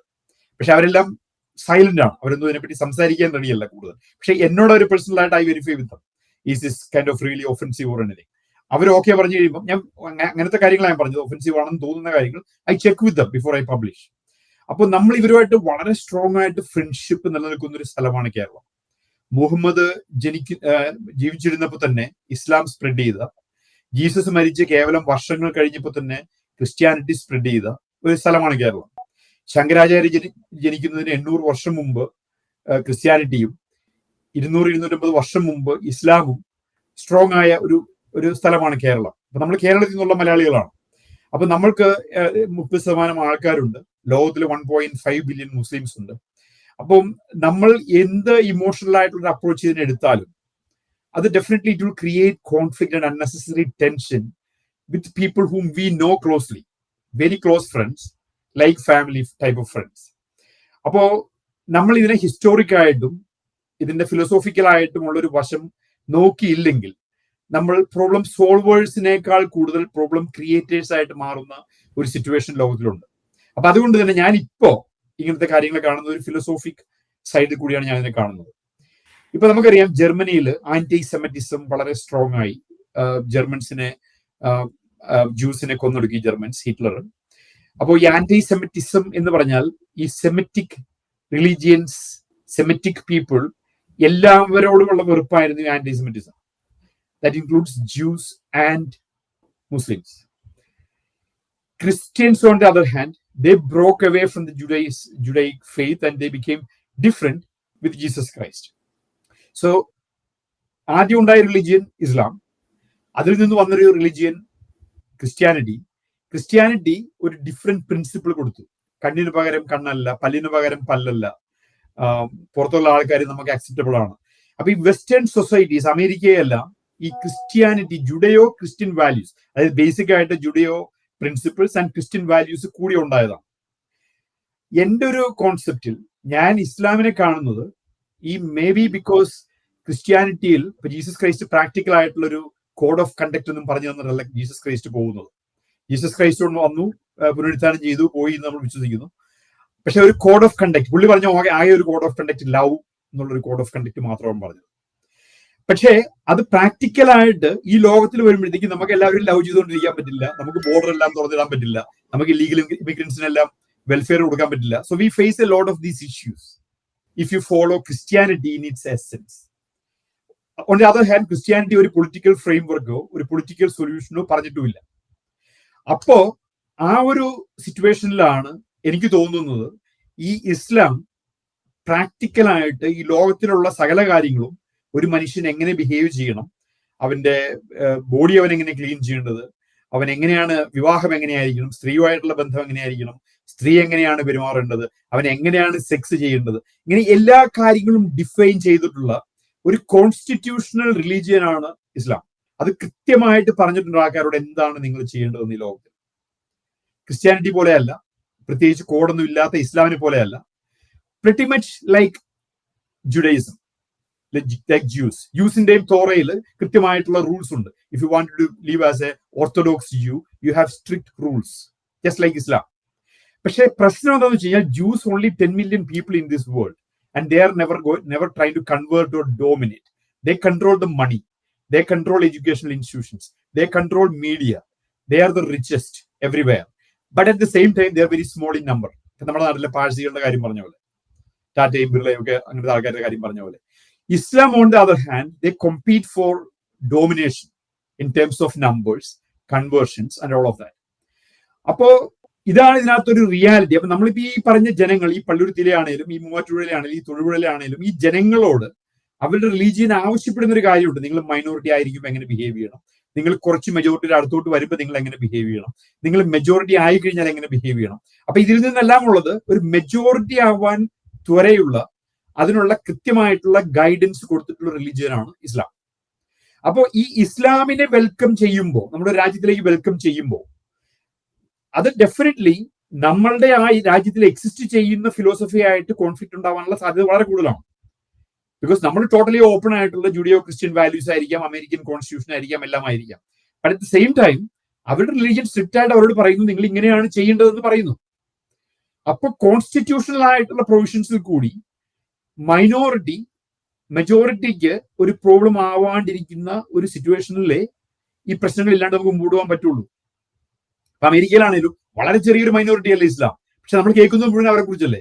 അവര് വഴിയിൽ നിന്ന് നിസ്കരിക്കുന്നു, അവര് നിയമങ്ങൾ ഫോളോ ചെയ്യുന്നില്ല, അവർ ശരിയ ഉണ്ടാക്കുന്നു, ഓരോ സിറ്റികളിൽ ശരിയ ഉണ്ടാക്കുന്നു, ബാങ്ക് വിളി തുടങ്ങുന്നു, ഇതെല്ലാം നമ്മൾ കേൾക്കുന്നു. ചെറിയ പെർസെന്റേജേ ഉള്ളൂ, സിറ്റികളിൽ മാത്രമേ ഉള്ളൂ എന്നിട്ട് പോലും. അപ്പൊ ഇതിന്റെ കാരണം എന്താണ്? Because American constitution allows all of that and they will exploit that. Their religion asks them as their worldly duty to spread the religion. It's a constitutional, it's required. So majority ആയിട്ട് survive ചെയ്യാൻ പറ്റുന്ന ഒരു religion, majority ഉള്ള സ്ഥലത്ത് കുഴപ്പങ്ങളില്ല. Muslims ആണ് majority എങ്കിൽ പ്രശ്നങ്ങളില്ല. Because അവര് പുറത്തുനിന്ന് വരുന്ന ആൾക്കാർക്ക് ഗ്രീൻ കാർഡ് കൊടുക്കുന്നില്ല, സിറ്റിസൺഷിപ്പ് കൊടുക്കുന്നില്ല, അവിടെ ഒരിക്കലും മെജോറിറ്റി ആവാനുള്ള ചാൻസ് അവർ കൊടുക്കുന്നില്ല, വേറൊരു റിലീജിയനോട് കോമ്പീറ്റ് ചെയ്യാനുള്ള ചാൻസ് അവർ കൊടുക്കുന്നില്ല. ഇനി അഥവാ കോമ്പറ്റീഷൻ ഉണ്ടെങ്കിൽ അത് റിലീജിയന്റെ ഉള്ളിൽ തന്നെയാണ്. ഞാൻ പണ്ട് സൗദിയിൽ 1991 വർക്ക് ചെയ്തിരുന്ന സൗദിയിൽ ഞാൻ 2014 എന്തോ വിസിറ്റ് ചെയ്തപ്പോൾ എന്റെ പഴയ കമ്പനിയിലേക്ക് ഞാൻ പോയ സമയത്ത് അവിടെ ഭയങ്കര ഒരു ടെൻസ് എൻവയോൺമെന്റ്. അപ്പോ ഞാൻ എന്താ പ്രശ്നം, ഇവിടെ സാധാരണഗതിയിൽ അവരവരുടെ നിയമങ്ങൾ ഫോളോ ചെയ്ത് ജീവിച്ചതിൽ ഒരു ടെൻഷനും ഇല്ലാത്തൊരു സ്ഥലമാണ്. അന്വേഷിച്ചു വന്നപ്പോൾ എന്താണ്, അവിടെ ഒരു ബംഗ്ലാദേശി ഒരു ഇറച്ചിവെട്ട് ഷോപ്പ് ഒരു മുസ്ലിം തന്നെ, അതായത് റിലീജിയസ് പോലീസ്, ഈ സൗദി റിലീജിയസ് പോലീസിൽ ഒരാളെ വെട്ടിക്കൊന്ന് ചട്ടിയിലാക്കി വേസ്റ്റ് ട്രാഷിൽ കൊണ്ടുവച്ചു. ബംഗ്ലാദേശി മുസ്ലിം മനുഷ്യൻ സൗദി മുസ്ലിം റിലീജിയസ് പോലീസിനെ. അപ്പൊ ഇതെന്തുകൊണ്ടാണ്? അതിന്റെ കാരണം എന്താണ്? Because Bangladesh is coming from lot of Hindu interactions in Bangladesh and all that. They were kind of കച്ചവടക്കാരാണ്. On the other hand, ഈ സൗദിയിൽ ഈ 5 നേരം നിസ്കരിക്കുന്ന സമയത്ത്, ആ സമയത്ത് കട തുറന്നിരിക്കാൻ പാടില്ല. ഈ റിലീജിയസ് പോലീസ് അത് എൻഫോഴ്സ് ചെയ്യാൻ നോക്കി. ബംഗ്ലാദേശിക്ക് അത് അവരുടെ സാധനം ചീത്തയായി പോകുന്ന സിറ്റുവേഷൻ ആയിരുന്നു. അവൻ വെട്ടിക്കൊന്നു ഈ റിലീജിയസ് പോലീസിനെ. എല്ലാം മുസ്ലിംസ് ആണ്. പക്ഷെ അവരത് ടേക്ക് കെയർ ചെയ്തു. ബിക്കോസ് സൗദി ഉടനെ ബംഗ്ലാദേശിൽ നിന്നുള്ള ഇമിഗ്രേഷൻ സ്റ്റോപ്പ് ചെയ്തു. ഞാൻ ഇങ്ങോട്ട് വരണ്ടെന്ന് പറഞ്ഞു. ബംഗ്ലാദേശികളെ വെൽക്കം അല്ല എന്ന് പറഞ്ഞു. ഇന്ത്യക്കാരും ഹിന്ദുക്കളും ക്രിസ്ത്യാനികളും എല്ലാം പോകുന്ന സമയത്ത് തന്നെ. അപ്പൊ അവര് മെജോറിറ്റി ആയിട്ട് അവരുടെ നിയമം ശരിയെയും എല്ലാം നടപ്പായിരിക്കുന്ന സ്ഥലത്ത് ഇങ്ങനത്തെ പ്രശ്നങ്ങൾ ഉണ്ടായാൽ അവർ ഡീൽ ചെയ്യും. നമ്മൾ മെജോറിറ്റി, ഹിന്ദുക്കൾ മെജോറിറ്റി ആയിട്ടോ ക്രിസ്ത്യാനികൾ മെജോറിറ്റി ആയിട്ടോ ഇരിക്കുന്ന സിറ്റുവേഷനിൽ നമ്മൾ ഈ റിലിജിയൻ അലോ ചെയ്യുന്ന, നമ്മുടെ നാട്ടിൽ റിലിജിയൻ നമ്മൾ അലോ ചെയ്തിട്ടുള്ള ഫ്രീഡംസിന് അത് അവർക്ക് കൊടുക്കാണ്ടിരുന്നാൽ, അല്ലെങ്കിൽ അവർക്ക് ഇല്ല എന്ന് അവർക്ക് തോന്നിയാൽ, അവർ വയലന്റ് ആയിട്ട് ആക്ട് ചെയ്യാനായിട്ട് അവർ റിലിജിയൻ അവരെ പഠിപ്പിക്കുന്നുണ്ട്. അതെന്ത് ലെവൽ വരെ അത് ഒരു മൈനോറിറ്റി ആണെങ്കിൽ പോലും. അപ്പൊ നമ്മൾ അതുകൊണ്ട് ചെയ്യേണ്ടത് ഇതിന്റെ റിയാലിറ്റി മനസ്സിലാക്കി കോൺസ്റ്റിറ്റ്യൂഷണൽ പ്രൊവിഷൻസിൽ കൂടി അതിനുള്ള പ്രൊവിഷൻസ് ഇല്ലാണ്ടാക്കുക എന്നുള്ളത്. ഇപ്പൊ common civil code for example നമ്മൾ പണ്ട് തുടങ്ങി കേൾക്കുന്നതാണ്. അതിന് ക്രിസ്ത്യാനികൾ എതിർത്തിരുന്നുമുണ്ട്. ഇപ്പൊ ക്രിസ്ത്യാനികൾ വളരെ അനുകൂലമാണ്. ഞാൻ ഇന്ത്യ എന്ന് പറയുന്ന ഒരു രാജ്യത്ത് ഞാൻ കോമൺ സിവിൽ കോഡിനെ സപ്പോർട്ട് ചെയ്യുന്ന ഒരാളാണ്. ഇപ്പൊ 80% ഹിന്ദുക്കൾ എന്ന് പറഞ്ഞാൽ അതിനകത്ത് തന്നെ പല രീതിയിലുള്ള ആചാരങ്ങളുണ്ട്. മാട്രിയാർക്കി സ്റ്റിൽ എക്സിസ്റ്റ് ചെയ്യുന്നുണ്ട്. പാട്രിയാർക്കി ചില സ്ഥലങ്ങളിലുണ്ട്. ക്രിസ്ത്യാനികൾക്ക് വേറെ നിയമങ്ങൾ. മേരി റോയ് കേസ് കൊടുത്താണ് ക്രിസ്ത്യാനികൾക്ക് ഈക്വൽ റൈറ്റ്സ് മേടിച്ചത്, പ്രോപ്പർട്ടി പെണ്ണുങ്ങൾക്ക് ഈക്വൽ റൈറ്റ്സ് മേടിച്ചത്. മുസ്ലിങ്ങൾക്ക് അത് എങ്ങനെയാണ് ഇപ്പോഴും ആർക്കും തൊടാനുള്ള അവകാശമില്ല. അത് ശരിയ അനുസരിച്ചുമൊക്കെയാണ് അവരുടെ നിയമങ്ങൾ പോകുന്നത്. അപ്പോ ഇന്ത്യ പോലത്തെ ഒരു രാജ്യത്ത് ഒരു കോമൺ സിവിൽ കോഡ് അത്യാവശ്യമായിട്ടുള്ള ഒരു രാജ്യമാണ് ഇന്ത്യ. അതുപോലെ തന്നെയാണ് അമേരിക്കയും. അപ്പൊ കോമൺ സിവിൽ കോഡ് ഒന്നെങ്കിൽ ഇത് നമുക്ക് കൺട്രോൾ ചെയ്യാൻ പറ്റും. Because then the Muslims who take the citizenship in America, they are saying that we will be abided by the common civil code. അല്ല, വിൻസേട്ടൻ പറഞ്ഞ ഈ ഒരു പോയിന്റിലേക്കാണ് നമ്മൾ പറയുന്നത്. ഇപ്പൊ വിൻസേട്ടൻ ഈ ഒരു മതത്തെ എങ്ങനെയാണ് മനസ്സിലാക്കിയത് ഇരിക്കുന്നത് എന്നുള്ളത് സാധാരണ ആൾക്കാർ നമ്മളൊക്കെ നേരത്തെ മനസ്സിലാക്കി അതേ രീതിയിൽ തന്നെയാണ് വിൻസേട്ടൻ മനസ്സിലാക്കിയിട്ട്. ഈ ഖുറാൻ കൃത്യമായിട്ട്, അത് കാരണം എന്നാന്ന് വെച്ച് കഴിഞ്ഞാൽ ഈ കാലഘട്ടത്തില് ഈ വിഷയങ്ങളൊക്കെ വന്നപ്പോൾ, ഇപ്പൊ ഞാൻ പറയാം, ഇപ്പൊ എന്റെ പുറയിൽ ഖുറാൻ ഇരിപ്പുണ്ട്, വേദങ്ങൾ ഇരിക്കുന്നുണ്ട്, ഉപനിഷത്തുകളൊക്കെ ഉണ്ട്. ഞാൻ ഖുറാൻ നല്ല വൃത്തിയായിട്ട് വായിച്ചും നോക്കിയിട്ടുണ്ട്. പിന്നെ അതിന്റെ അകത്തുള്ള കാര്യങ്ങൾ പറഞ്ഞു. ഇപ്പൊ നിങ്ങൾ പറഞ്ഞ പോലെ ഒരു പോളിഷ്ഡ് ആയിട്ട് ഒരു ലൈഫ് സ്റ്റൈല് നമ്മളും അങ്ങനെയൊക്കെ കേട്ടേക്കണേ. നമ്മൾ വളരെ സയന്റിഫിക് ആയിട്ടുള്ള റിലീജിയൻ, ഒരു സയന്റിഫിക് ആയിട്ടുള്ള റിലീജിയനും ഇല്ല ഇതിന്റെ അകത്ത് പറയുന്ന കാര്യങ്ങൾ. അതായത് സ്ത്രീക്ക് യാതൊരു അവകാശവും ഇല്ലാത്ത ഒരു മതം. അതുപോലെ തന്നെയാണ് ഈ പറഞ്ഞ പോലെ നമ്മുടെ ജീവിത സാഹചര്യങ്ങൾ നമ്മൾ എന്തൊക്കെ ചെയ്യണം എന്ന് പറയുന്നത്, അതൊക്കെ ആ ഒരു കാലഘട്ടത്തിൽ ഇന്നത്തെ കാലഘട്ടവുമായിട്ട് പുലബന്ധമില്ലാത്ത, കാരണം ഇന്നും ആ 6ാം സെഞ്ചുറിയിലേക്ക് കൊണ്ടുപോകണം എന്നാണ് അതിൻ്റെ അകത്ത് പറയുന്നത്. നമ്മളത് കൃത്യമായിട്ട്, പക്ഷെ നമുക്ക് പുറത്തേക്ക് കിട്ടുന്ന ഒരു ഫീഡ്ബാക്ക് എന്നാന്ന് വെച്ച് കഴിഞ്ഞാൽ വളരെ സമാധാനപരമായിട്ട്, കാരണം ഇവർക്ക് എവിടെ പോയാലും ഈ മതചിഹ്നങ്ങൾ പ്രകടിപ്പിച്ചുകൊണ്ട് അസമാധാനം. ഞാൻ ഫീഡ്ബാക്കിനെ കുറിച്ചല്ല പറയുന്നത്, ഞാൻ ഇതിനുള്ള സൊല്യൂഷൻ എന്താണെന്നുള്ളതാണ്. അല്ല, ആ സൊല്യൂഷൻ എങ്ങനെ ഉണ്ടാകണം എന്ന് വെച്ച് കഴിഞ്ഞാൽ ഇതിന്റെ ഒരു റിയാലിറ്റി നമ്മൾ മനസ്സിലാക്കണം. എന്താണ് ഈ മതം, എന്താണ് അതിന്റെ പ്രശ്നം, അത് ആ കോൺഫ്ലിക്ട്. ഇപ്പൊ നിങ്ങൾ പറയാ എല്ലാവരും അപ്പൊ അമേരിക്കയിലേക്ക് മുസ്ലിംസ് കുടിയേറി, ഇവിടെ സിറ്റിസൺ ആയി, ഓൾറെഡി ക്ലാഷ് ഉണ്ടാവുകയാണ്. നിങ്ങൾക്ക് സമാധാനമായിട്ട് ജീവിക്കണ്ടേ? ആ സമാധാനമായിട്ട് ജീവിക്കാൻ ഇതിന്റെ പ്രശ്നം എന്നാന്ന്, അടിസ്ഥാന പ്രശ്നം എന്ന് മനസ്സിലാക്കാതെ നമുക്ക് അതിന് പരിഹാരം ഉണ്ടാക്കാൻ പറ്റില്ല. അടിസ്ഥാന പ്രശ്നം എന്ന് പറയുമ്പോൾ നമ്മൾ ഈ കാണുന്ന പ്രാക്ടീസുകൾ വെച്ച് നമ്മൾ ഇമോഷണൽ ആയി കഴിഞ്ഞാൽ ആ അടിസ്ഥാന പ്രശ്നത്തിലേക്ക് നമുക്ക് ആരെയും വിരൽ ചൂണ്ടാൻ നമുക്ക് പറ്റില്ല. ഇതിന് ഇമോഷണൽ ആകാതെ കോളേജിൽ പഠിച്ചവരും, ഇപ്പൊ ഞാൻ എന്റെ കോളേജിൽ പഠിച്ചവരും, ഇപ്പൊ നമ്മള് സാധാരണ നമ്മളുടെ ലെവൽ ഓഫ് ഇന്റലിജൻസ് ഉള്ള ഏത് റിലിജിയനിലുള്ള ആൾക്കാരുമായിട്ടും നമ്മൾ വളരെ 1-on-1 ടോക്ക് ചെയ്താൽ നമുക്ക് അവരെ കൺവിൻസ് ചെയ്യാൻ പറ്റും ഇതിന്റെ റിയാലിറ്റി ആണെന്നുള്ളത്. ഇല്ല, അത് ആ കാര്യത്തിൽ തെറ്റുണ്ട്. എന്നാന്നറിയോ, ഞാൻ ആ ഒരു കാര്യം പറഞ്ഞുതരാം. എന്റെ അടുത്ത സുഹൃത്തുക്കൾ ഒത്തിരി മുസ്ലിംസ് ഉണ്ട്. അത് കൃത്യമായിട്ട് പറഞ്ഞ കാര്യം. ഇപ്പൊ ഞാൻ മോറ്ററിലുള്ള ആൾക്കാർ, കാരണം ഏറ്റവും കൂടുതൽ നമ്മുടെ കൂടെ നമ്മളെപ്പോലെ പെരുമാറിക്കൊണ്ടിരുന്ന ഇപ്പൊ 70കളില് അല്ലെ 80കളിലൊക്കെ ഈ അബ്ദുൽ നാസർ മദനി എന്ന് പറയുന്ന ഒരു തീവ്രവാദി നമ്മുടെ കേരളത്തിൽ വിത്തിട്ട് പോയ തീവ്രവാദത്തിന്റെ, അതുകൊണ്ടാണ് കേരളത്തിൽ നിന്ന് തന്നെ 100-ൽ കൂടുതൽ ആൾക്കാർ ISIS-ൽ അഫ്ഗാനിസ്ഥാനിൽ ഇപ്പൊ സിറിയയിൽ പോയി ചേർന്ന ഒരു സ്ഥലമാണ് നമ്മുടെ കേരളം എന്ന് പറഞ്ഞാൽ. ആ വിത്തിട്ടത് എങ്ങനെയാന്ന് വെച്ച് കഴിഞ്ഞാൽ, അങ്ങനെ ആ പ്രസംഗമൊക്കെ നമ്മളെ പോലും ത്രില്ലടിപ്പിച്ചിട്ടുണ്ട് ആ ഒരു കാലഘട്ടത്തിൽ. നമ്മുടെ സുഹൃത്തുക്കൾ, ഞാൻ ലോ പഠിച്ചത് ഒരു മുസ്ലിം കോളേജിലാണ്, അല്ലമീൻ കോളേജ് ഓഫ് ലോ. അപ്പൊ അവിടെയൊക്കെ നമുക്ക് അടുത്ത സുഹൃത്തുക്കളുണ്ട്, നമുക്ക് ഏറ്റവും കൂടുതൽ ട്രസ്റ്റ് ചെയ്യാൻ പറ്റുന്ന സുഹൃത്തുക്കള് നല്ല മുസ്ലിംസ് ആണ്, അവരൊക്കെ ഉണ്ട്. പക്ഷെ നമ്മൾ ഇതിന്റെ റിയാലിറ്റി മനസ്സിലാക്കണ്ടേ? ആ കാലഘട്ടത്തിൽ ഉണ്ടായിരുന്ന ഇസ്ലാം അല്ല. ഇപ്പൊ മോറ്ററി ആയിക്കോട്ടെ, നമ്മൾ ബാംഗ്ലൂർ പഠിച്ചെടുത്തൊക്കെ നമുക്ക് നല്ല സുഹൃത്തുക്കളുണ്ട്. അവർ തന്നെ നമുക്ക് പറഞ്ഞു തന്നിട്ട് ഒരു ട്രിക്ക് ഉണ്ട്. നിങ്ങൾ സൂക്ഷിച്ച്, നിങ്ങൾ 5 നേരം നിസ്കരിക്കുന്ന ഒരു മുസ്ലിമുമായിട്ട് പോയി നിങ്ങൾ ബന്ധം സ്ഥാപിക്കരുത്. അവൻ നിങ്ങളെ ചതിച്ചിരിക്കും. കാരണം ഇവര് നമുക്ക് പറഞ്ഞു തന്നിട്ട് അന്നത്തെ ഒരു ഫീഡ്ബാക്കാണ് ഞാൻ പറയുന്നത്. നമുക്ക് കിട്ടിയിട്ടുള്ള ഒരു ഫീഡ്ബാക്ക് അങ്ങനെയാണ്. പക്ഷേ ഈ സമാധാനം ഒരിടത്തും കൊടുക്കരുത്. ഇപ്പൊ വിജയേട്ട് പറഞ്ഞ ആ ഒരു പോയിന്റ് ഞാൻ പറഞ്ഞുതരാം. ഇപ്പൊ നമ്മൾ ഇതിൻ്റെതായിട്ട് നമ്മൾ ഇമോഷണലായിട്ട് റിയാക്ട് ചെയ്യരുതെന്ന് പറയും.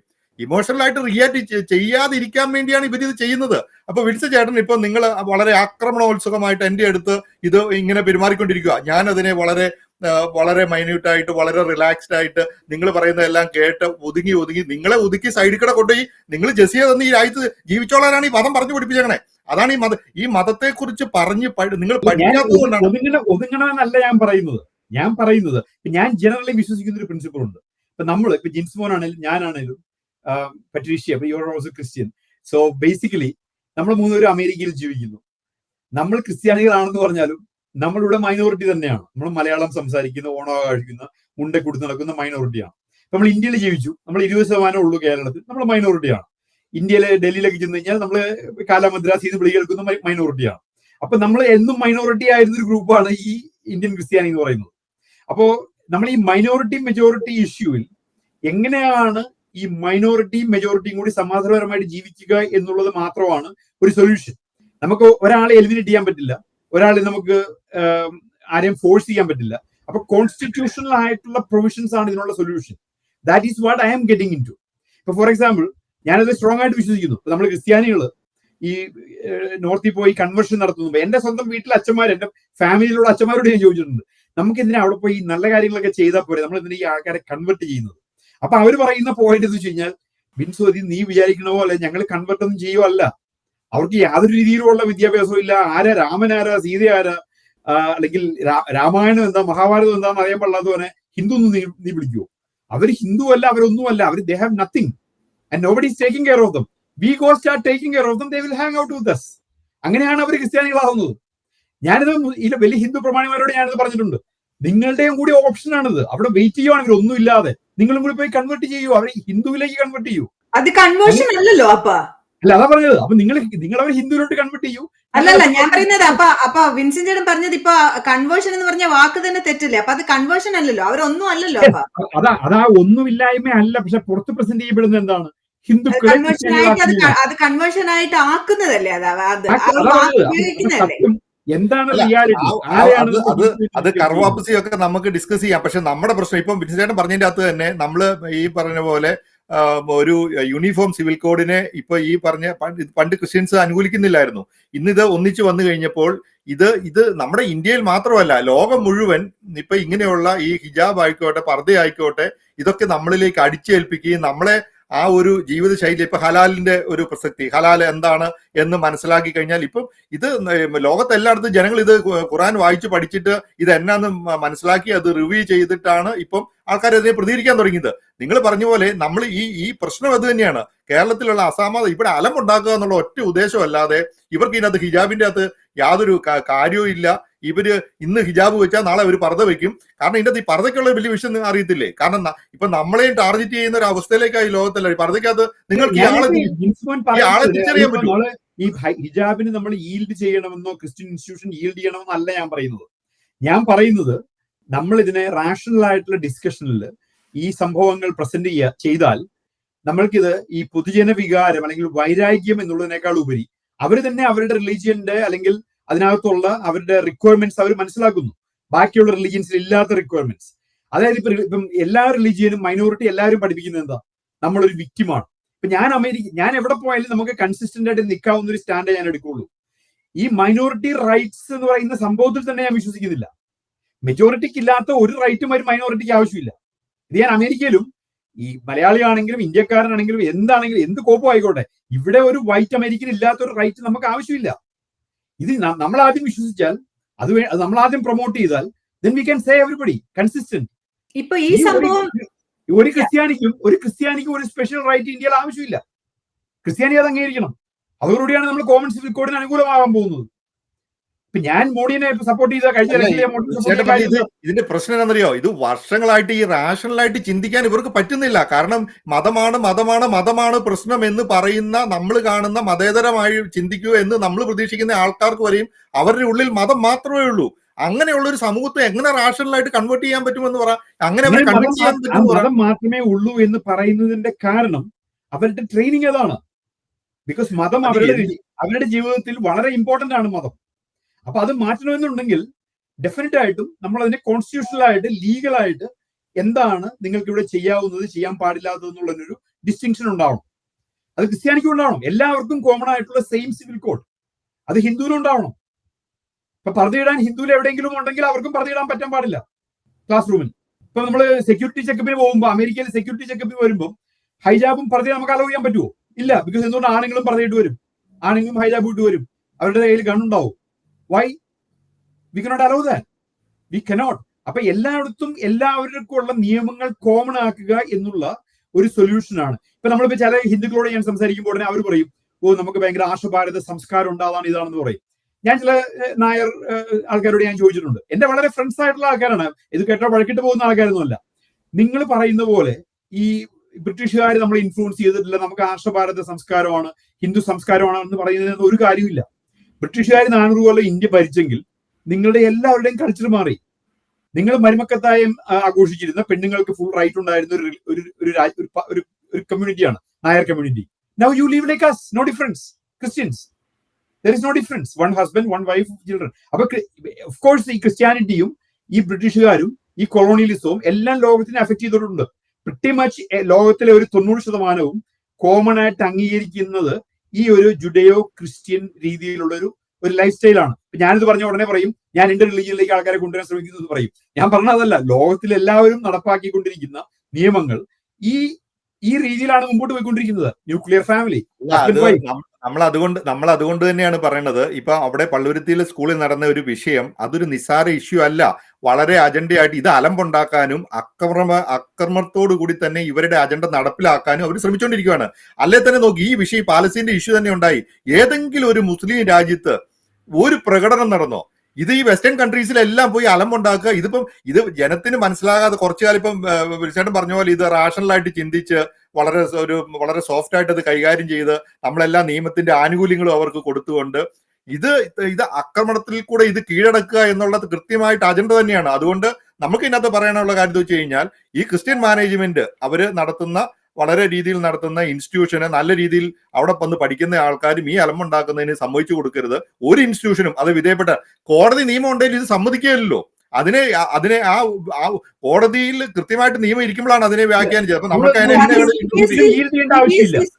നിയമം എങ്ങനെയാണോ നിയമം പറയുന്നത് പോലെ നമ്മൾ ശരിക്കും നിൽക്കണം. ആ നിയമത്തിന്റെ അപ്പുറത്തേക്കും പോയി നിയമത്തിൽ വേണ്ട ഭേദഗതികൾ വരുത്തി ഇന്ത്യയില് മൊത്തമായിട്ട്, ഇന്ത്യയിലെന്നല്ല ഞാൻ പറയും അമേരിക്കയിലും ഒരു കോമൺ സിവിൽ കോഡ്, ഒരു സിറ്റിസൺ, അമേരിക്കൻ സിറ്റിസൺ അവരുടെ പേഴ്സണൽ ലൈഫിൽ ഉണ്ടാകേണ്ട ഒരു കോമൺ സിവിൽ കോഡ് എല്ലാവർക്കും ഉണ്ടാവണം. ക്രിസ്ത്യാനികൾ ഉൾപ്പെടെയുള്ളവർ മൈനോറിറ്റി റൈറ്റ്സിന് വേണ്ടി പ്രത്യേകിച്ച് വലിയ ബഹളമൊന്നും ഉണ്ടാക്കേണ്ട ആവശ്യമില്ല. എല്ലാവർക്കും അവരുടെ ആവശ്യത്തിനുള്ളതൊക്കെ കിട്ടി. നമ്മളുടെ എല്ലാവരുടെ ഒപ്പം ആയി കഴിഞ്ഞു. ഇനി നമുക്ക് സ്പെഷ്യൽ ആയിട്ട് ഒരു റൈറ്റ് എന്തിനാ ക്രിസ്ത്യാനിക്ക്? I don't want any rights. എനിക്ക് ഇതുവരെ ഒരു ആനുകൂല്യം കിട്ടിയിട്ടില്ല ഒരു ക്രിസ്ത്യാനി എന്നുള്ള രീതിയിൽ. പക്ഷെ പേര് കേൾക്കുമ്പോൾ എന്താ അവനും ആനുകൂല്യം കിട്ടിയിട്ടുണ്ട്, നമുക്കൊരു ആനുകൂല്യം കിട്ടിയിട്ടില്ല. CBSE സ്കൂളിന് ആക്ച്വലി നമ്മുടെ ഗവൺമെന്റ്, കേരള ഗവൺമെന്റിന്റെ ഒരു തീരുമാനം അടിച്ചേൽപ്പിക്കാനുള്ള ഒരു അധികാരം ഇല്ലെന്നുള്ളതാണ്. കാരണം CBSE സ്കൂൾ സെൻട്രൽ ഗവൺമെന്റിന്റെ കീഴിൽ വരുന്നതാണ്. അവിടെയാണ് നമ്മളുടെ കേരളത്തിലുള്ള വിദ്യാഭ്യാസ മന്ത്രി ഇങ്ങനെ ഒരു ആവശ്യമില്ലാത്ത ഒരു ഫേസ്ബുക്ക് പോസ്റ്റ് ഇടുകയും അത് ഇത്രയധികം അതിനുള്ള ഇഷ്യൂ, അതാ ഞാൻ ചോദിക്കാൻ വന്നത്. അത് വേറെ ചില ഹിഡൻ അജണ്ടകൾ, അതായത് വേറെ ചില കാര്യങ്ങളൊക്കെ മറയ്ക്കുന്നതിന് വേണ്ടിയിട്ട്, വേറെ ഒന്നുമല്ല, അത് നമുക്ക് പറയാവുന്ന കാര്യങ്ങളേ ഉള്ളൂ. പിന്നെ എന്താ പറയാ, അയ്യപ്പന്റെ സ്വർണവും പിന്നെ മകന്റെ വിഷു ഒക്കെ മറയ്ക്കുന്നതിന് വേണ്ടിയിട്ട് ഉള്ള ഒരു ഹിഡൻ അജണ്ട തന്നെയാണ് ഇങ്ങനെ ഒരു കാര്യം പൊക്കിക്കൊണ്ടുവന്നത്. കാരണം ജിൻസ് പറഞ്ഞതുപോലെ ഒരു പിന്നെ മതത്തെ പിടിച്ചു കഴിഞ്ഞാല് ജനങ്ങൾ കുറച്ച് ഇമോഷണൽ ആയിട്ട് അതിനെ പ്രതികരിക്കുമെന്നുള്ളത് കൃത്യമായിട്ടും അറിയാവുന്നത് കൊണ്ട്, പ്രത്യേകിച്ച് നമ്മുടെ ആൾക്കാർ അത് കൃത്യമായിട്ടും അതിനെ പ്രതികരിക്കുമെന്നുള്ളത് അറിയാവുന്നത് കൊണ്ട് മാത്രമാണ് ഇങ്ങനെ ഒരു വിഷയത്തെ ഇത്രയധികം ഇത് ബൂസ്റ്റ് ചെയ്തുകൊണ്ട് നിർത്തിയിരിക്കുന്നത് എന്നുള്ളതാണ് ഞാൻ വിചാരിക്കുന്നത്. എന്താണ് ജിൻസ് അതിനെക്കുറിച്ച് ഇത് ഇപ്പൊ നമ്മൾ ഈ ഒരു കാര്യത്തില് പിന്നെ കമ്മ്യൂണിസ്റ്റ് പാർട്ടിക്ക് കൃത്യമായിട്ടുള്ള അജണ്ടയുണ്ട്. അത് ഈ വിദ്യാഭ്യാസ വകുപ്പ് നേരെപാട് നടത്താനോ വിദ്യാഭ്യാസ വകുപ്പിന്റെ നിയമങ്ങളെ കുറിച്ചോ കൃത്യമായിട്ട് നടത്താൻ ഒരു എന്നാ പറയുക വിദ്യാഭ്യാസ വിചക്ഷണല്ല മന്ത്രിയായിട്ടിരിക്കുന്ന അവരുടെ പാർട്ടിക്ക്. ഇപ്പം പരീക്ഷ പറഞ്ഞ പോലെ മുഖ്യമന്ത്രിയുടെ കേസ് നമ്മുടെ അയ്യപ്പനെ അടിച്ചു മാറ്റിക്കൊണ്ടുപോയത്, ശബരിമലയിലെ കൊള്ള, അങ്ങനെ വിഷയങ്ങൾ മാറ്റി ഇപ്പം നമ്മൾ പറയില്ല അജണ്ട തിരിച്ചു വെക്കുക എന്ന് പറഞ്ഞ പോലെ അങ്ങനെയുള്ള ഉദ്ദേശങ്ങളൊക്കെ ഉണ്ടായി. കോൺഗ്രസ്സുകാരാണെങ്കിൽ കോൺഗ്രസ്സുകാർക്ക് എന്നാന്ന് വെച്ച് കഴിഞ്ഞാൽ ക്രിസ്ത്യാനികൾ 100 ഗ്രൂപ്പായിട്ട് പിരിഞ്ഞു നിൽക്കുന്നിടത്ത് ഒരു ഏകീകൃത സ്വഭാവം നഷ്ടപ്പെട്ട ഒരു കമ്മ്യൂണിറ്റി ആയതുകൊണ്ട് അവരെ ഇപ്പൊ സപ്പോർട്ട് ചെയ്തില്ലേലും ആ മണ്ഡലങ്ങളിലൊക്കെ വിളിച്ചു വരും. പൊതുവായിട്ട് ക്രിസ്ത്യൻ കമ്മ്യൂണിറ്റി ഇപ്പൊ നിൽക്കണം. ക്രിസ്ത്യൻ കമ്മ്യൂണിറ്റിയുടെ 1/3 ക്രിസ്ത്യൻ കമ്മ്യൂണിറ്റി ഓൾറെഡി BJP-യിലേക്ക് അലൈൻ ചെയ്തു. വിൻസെന്റ് പറഞ്ഞതുപോലെ ഈ പറഞ്ഞ ഏകീകൃത സിവിൽ കോഡും എല്ലാം. കാരണം ഇത് അതുപോലെ റിഫ്റ്റ് ഉണ്ടാക്കിയിട്ടുണ്ട്. ആ റിഫ്റ്റ് ഉണ്ടാക്കുന്നതിന്റെ കാര്യം ഈ സമുദായത്തിന്റെ ഈ ഒരു ആക്രമണപരമായിട്ട് ഇതിന്റെ അകത്ത് ഈ മുസ്ലിം കമ്മ്യൂണിറ്റിക്ക് മാത്രമേ ആ സമുദായത്തെ തിരുത്താൻ, പക്ഷെ അവരുടെ കൂടെ നിന്ന് ഓരോ ആൾക്കാരും അവർ കാണിക്കുന്ന തെറ്റുകളെ സമാധാനപരമായിട്ട് മനുഷ്യനെ ജീവിക്കാനുള്ള അവസ്ഥയെ അവർ കൺട്രോൾ ചെയ്യാൻ ആ മതത്തിൽ നിന്നുള്ള ആൾക്കാർ പോലും അതിന് തയ്യാറാകുന്നില്ല എന്നുള്ളതാണ് ഏറ്റവും ദുഃഖകരമായിട്ടുള്ള അവസ്ഥ. അവര് വിചാരിക്കാതെ ഈ പ്രശ്നങ്ങളെ ഒരു കാരണവശാലും കൺട്രോൾ ചെയ്യാൻ പറ്റില്ല. ഇത് തന്നെ ഞാനിത് ഒബ്സർവ് ചെയ്തിട്ടുള്ള ഒരു കാര്യമാണ്. ഇപ്പൊ നമ്മളിപ്പം എനിക്ക് വളരെ റെസ്പെക്ട് ഉള്ള, ഞാൻ പല പ്രാവശ്യം മീറ്റ് ചെയ്തിട്ടുള്ള ഒരു മുഖ്യമന്ത്രിയാണ് ഉമ്മൻചാണ്ടി. ഞാൻ വിഡിസിന്റെ കാര്യം ഞാൻ പറഞ്ഞു, എന്റെ ഡിബേറ്റിംഗ് ടീംമേറ്റ് ആയിരുന്നു എന്നാൾ പറഞ്ഞു. പക്ഷെ ഇവരെല്ലാവരും ഈ മൈനോറിറ്റിയുടെ കാര്യം വരുമ്പം ഫെയർ ആയിട്ടല്ല ഡീൽ ചെയ്തിട്ടുള്ളത്. They are always against the majority. അതായത് മെജോറിറ്റി എന്തോ നമ്മൾ വിഴുങ്ങാൻ പോകുന്നു. നമ്മൾ ബേസിക് ആയിട്ടുള്ള ഒരു സംഭവം മനസ്സിലാക്കേണ്ടത്, ഒരു മൈനോറിറ്റി എവിടെയൊക്കെ സർവൈവ് ചെയ്തിട്ടുണ്ട്, എവിടെയൊക്കെ അവര് പ്രോഗ്രസ് ചെയ്യുന്നുണ്ട്, അവിടെയെല്ലാം മെജോറിറ്റി നല്ലതായതുകൊണ്ടാണ് ഇത് സംഭവിക്കുന്നത്.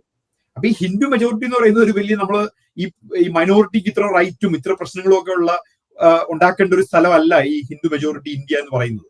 അപ്പൊ ഈ പൊളിറ്റീഷ്യൻസ് അത് മനസ്സിലാക്കുക. ഈ ഹിന്ദു മെജോറിറ്റിക്ക് എതിരായിട്ടുള്ള ഒരു വലിയ സംഭവമായിട്ട് ഈ RSSനെയും ഈ BJP-നെ എല്ലാം ഭയങ്കര ശത്രുപക്ഷത്ത് നിർത്തുക, അതൊരു തെറ്റായിട്ടുള്ള സമീപനമാണ് എന്റെ നോട്ടത്തിൽ. ഈ ഹിന്ദുക്കളുടെ ജനറോസിറ്റി അല്ലെങ്കിൽ അവരുടെ ഒരു നൈസായിട്ടുള്ള ഒരു ബിഹേവിയർ കൊണ്ടാണ് നമ്മൾ ക്രിസ്ത്യാനികളുടെ ഏറ്റവും പ്രോസ്പറസ് ആയിട്ടുള്ള ഒരു കമ്മ്യൂണിറ്റി ആയിട്ട് കേരളത്തിൽ ഇരിക്കുന്നത്. നമുക്കെതിരെ നമുക്കെതിരായിട്ടൊന്നും പറയാൻ വരുന്നില്ല. പിന്നെ എന്താണ് പിന്നെയും ഈ റൈറ്റിനെ കുറിച്ച് നമ്മൾ ഓർത്ത് വിഷമിച്ചുകൊണ്ടിരിക്കുന്നത്. അപ്പൊ അതുകൊണ്ട് നമ്മൾ ആ ഒരു റൈറ്റിനെ ബാർഗെയിൻ ചെയ്യുന്ന ഒരു കാലഘട്ടം. ഒരു കാര്യം കൂടി ഇതിന്റെ അകത്ത് പറയാം. കാരണം എന്താണെന്നറിയോ, ഇപ്പൊ ഈ സാധാരണ കേരള കോൺഗ്രസ് അല്ലെങ്കിൽ ക്രിസ്ത്യൻ കമ്മ്യൂണിറ്റിയിലുള്ള ആൾക്കാരായിരുന്നു വിദ്യാഭ്യാസ വകുപ്പ് കൈകാര്യം ചെയ്തത്. അതൊരു കാലഘട്ടം കഴിഞ്ഞു കഴിഞ്ഞപ്പോൾ ഈ പറഞ്ഞ പോലെ UDF ഭരണത്തിൽ വന്നപ്പോൾ മുസ്ലിം ലീഗിന്റെ കയ്യിൽ വിദ്യാഭ്യാസ വകുപ്പായി. അത് കഴിഞ്ഞിട്ട് നമ്മുടെ ന്യൂനപക്ഷ ഇപ്പം LDF വന്നു കഴിഞ്ഞപ്പോഴും KT ജലീലിനെ പോലെയുള്ള തീവ്ര മത ചിന്താഗതിയുള്ള മതവിശ്വാസം പുലർത്തുന്ന അദ്ദേഹം വിദ്യാഭ്യാസ മന്ത്രി. ഇവരൊക്കെ എന്താ ചെയ്തതെന്ന് വെച്ച് കഴിഞ്ഞാൽ ഇവർ ഈ വിദ്യാഭ്യാസ വകുപ്പിനെ വേറൊരു രീതിയിലേക്ക് കൊണ്ടുപോയി. എന്തൊക്കെ പറഞ്ഞു കഴിഞ്ഞാൽ ഇപ്പൊ ഞാൻ പറയും, ഞാൻ ക്രിസ്ത്യൻ സ്കൂളുകളിൽ പഠിച്ചു, നിങ്ങളൊക്കെ പഠിച്ചിട്ടുണ്ടായിരിക്കും. പല മറ്റുള്ള മതസ്ഥരും ക്രിസ്ത്യൻ സ്കൂളുകളിൽ പഠിച്ച് ഇന്ന് ഈ ചർച്ചകളിൽ ഇരിക്കുന്ന എല്ലാ രാഹുൽ ഈശ്വർ തൊട്ട് ജയശങ്കർ തൊട്ട് എല്ലാവരും പറഞ്ഞു നമ്മുടെ സ്കൂളുകളിൽ ക്രിസ്ത്യൻ സ്കൂളാണെങ്കിലും മതപരമായിട്ട് എന്തെങ്കിലും ഒരു പ്രിവിലേജ് നമുക്ക് കിട്ടിയിട്ടുണ്ടോ? കാരണം നമുക്ക് ആകെയുള്ള ഒരു ദിവസം ഏതാണ്ട് ഈ സന്മാർഗ പാഠം എന്ന് പറഞ്ഞാൽ എല്ലാവർക്കും അത് വേണേൽ നമുക്ക് ക്രിസ്ത്യാനിക്കും പോയിരുന്ന് പഠിക്കാം. അങ്ങനെ അതായത് കോമൺ ആയിട്ട് പഠിക്കാനും ക്രിസ്ത്യൻസിന് പഠിക്കാനും അത് സ്കൂളില് ഒരു സന്മാർഗ പാഠം അതാണ് കോമൺ ആയിട്ട് പഠിപ്പിച്ചുകൊണ്ടിരുന്നത്. അതിന്റെ അകത്ത് നമ്മുടെ വേദപാഠം ഒന്നും പഠിപ്പിക്കുന്നില്ലായിരുന്നു. ആ കാലഘട്ടം പോയി കഴിഞ്ഞിട്ട് ഇപ്പൊ ഇതിന്റെ അകത്തൊരു പാർഷ്യാലിറ്റി വന്നു കഴിഞ്ഞിട്ട് ഈ വിദേശത്തൊക്കെ പോയി നല്ല രീതിയിൽ വിദ്യാഭ്യാസം നേടി വിദ്യാഭ്യാസ വിചക്ഷണനായിരുന്ന ആൾക്കാര് കേരളത്തില് നല്ല സ്കൂളുകൾ സ്ഥാപിച്ച് സ്കൂളുകൾ പോയി കഴിഞ്ഞിട്ട് ഇപ്പൊ ഗൾഫിന്റെ ഒക്കെ ഇൻഫ്ലുവൻസിൽ കുറെ ആൾക്കാർ വന്ന് കുറെ വിദ്യാഭ്യാസ സ്ഥാപനങ്ങൾ തുടങ്ങി. കാരണം അത് തുടങ്ങാൻ അവർക്കും ഈ ന്യൂനപക്ഷ റൈറ്റ് നല്ല രീതിയിൽ ഉണ്ടായിരുന്നതുകൊണ്ട് അവിടെ യഥാർത്ഥത്തിലുള്ള ഈ മദ്രസ വിദ്യാഭ്യാസം കൊടുക്കുന്ന PG തൊട്ട് മെഡിസിൻ വരെ പഠിക്കുന്ന ആൾക്കാർ പറതയിട്ടും അവർക്ക് ആ എല്ലാ റൈറ്റോട് കൂടി തന്നെയാണ് അവിടെ വിദ്യാഭ്യാസം കൊടുക്കുന്നത്. അപ്പൊ ആ വിദ്യാഭ്യാസം അങ്ങനെ ഒരു ലെവൽ ഓഫ് ഇൻസ്റ്റിറ്റ്യൂഷൻസ് കേരളത്തിൽ പൊങ്ങുന്നുണ്ട്. പക്ഷെ പല സമുദായത്തിലുള്ള ആൾക്കാരും നമ്മൾ പറയല്ലേ കോൺവെന്റ് എഡ്യൂക്കേറ്റഡ് ആണെന്ന് പറയുമ്പോൾ ഇവരൊക്കെ ഞാൻ പറയും ഇപ്പൊ ഒരു സ്കൂളിന്റെ പ്രിൻസിപ്പൾ ആയിട്ട് ഇരിക്കുന്ന ആൾക്കാർ ഒരു നഴ്സറി സ്കൂളിന്റെ പ്രിൻസിപ്പൾ ആയിട്ട് ഇരിക്കുന്നത് PG കഴിഞ്ഞ ഒരു സിസ്റ്റർ ആയിരിക്കും ചിലപ്പോൾ. ഒരു പക്ഷേ ആ വിദ്യാഭ്യാസം ഒരു ക്വാളിറ്റി ഉണ്ട്, അല്ലെങ്കിൽ അത് അങ്ങനെ വിചാരിച്ചിട്ടാണ് ഈ പിള്ളേർ പോകുന്നത്. പക്ഷെ കേരളത്തിലെ വിദ്യാഭ്യാസ നിലവാരം തന്നെ ഇപ്പൊ താഴോട്ട് പോയിട്ടുണ്ടെന്നുള്ള കാര്യത്തിൽ ഒരു സംശയം വേണ്ട. ഇതിനകത്ത് വർഗീയതയൊന്നും അല്ല വിഷയം. നമ്മൾ ഇതിന്റെ റിയാലിറ്റി ഇങ്ങനെയാണ്. കാരണം ആ ഒരു കാലഘട്ടത്തില് ഇപ്പം ഈ KT ജലീലിലേക്ക് ഇരുന്ന സമയത്ത് ഈ വിദ്യാഭ്യാസ വകുപ്പിനെ പറഞ്ഞുകൊണ്ടിരുന്ന അതിന്റെ തലപ്പത്തിരിക്കുന്ന പ്രധാനപ്പെട്ട എഡ്യൂക്കേഷൻ ലെവലിലൊക്കെ പാകിസ്ഥാൻ കോളനി എന്നാണ് പറഞ്ഞത് അവര്. കാരണം ഇതാണ് ഈ ഇസ്ലാമിന്റെ പ്രശ്നം. ഇതാണ് അവരുടെ ഒരു ടീമിനെയാണ് ഇത് ഭരിക്കാനായി ഏൽപ്പിച്ചു വെച്ചിരുന്നത്. അങ്ങനെ വിദ്യാഭ്യാസ വകുപ്പിന്റെ അകത്ത് അങ്ങനെ ഒരു ഇൻഫ്ലുവൻസും കൂടെ നടന്നിട്ടുണ്ട്. ഇപ്പൊ നിങ്ങൾ പറയാ നമ്മുടെ നാട്ടില് ഇപ്പം ആ P സ്കൂളില് MM അബ്ദുൽ പി സ്കൂളിൽ പിള്ളേരെ പഠിപ്പിച്ച പുസ്തകം ഒരു മതേതര ഒരു രാജ്യത്തും പഠിപ്പിക്കാൻ പറ്റാത്ത അത്രമാത്രം തീവ്രമായിട്ടുള്ള മതബോധനങ്ങളാണ് ഒരു പബ്ലിക് സ്കൂളിൽ ഒരു കൊടുത്തോണ്ടിരുന്നത്. അത് നമ്മുടെ നാട്ടിൽ ചെയ്തത് ഈ പറഞ്ഞിട്ടുള്ള ഈ LDF UDF, അതായത് ഇവര് ഏത് സ്കൂളിലാണത്?